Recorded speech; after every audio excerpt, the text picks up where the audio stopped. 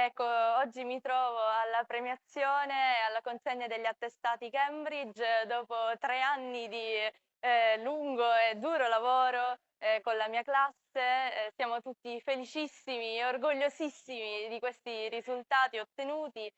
Ecco, i voti parlano da sé.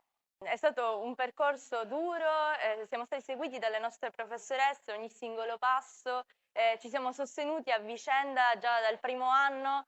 Non sarebbe stato facile sicuramente, ma eravamo tutti mossi dalla nostra passione per l'inglese e dalla nostra passione per i viaggi, perché appunto il relatore ha detto che l'inglese è qualcosa che ci lega, che ci unisce, è un modo per collegare i paesi nel mondo, ecco, e la passione non è solo per l'inglese, è proprio per le opportunità che si aprono con la conoscenza di questa lingua. Ecco, io ringrazio ovviamente questo istituto che è uno dei pochi che dà questa opportunità, un'opportunità grandissima per il nostro futuro, ci permette di aprire i nostri orizzonti e allargare le nostre conoscenze, il nostro bagaglio culturale.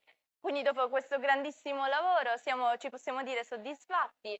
E ovviamente ringraziamo i nostri professori che si sono veramente adoperati per aiutarci, seguirci. La nostra professoressa Reitano che fin dal primo giorno ha attenzionato ognuno di noi, ha seguito ogni singola problematica che si poteva presentare nello svolgere questi esami, è stata proprio minuziosa, ha seguito ogni singolo aspetto.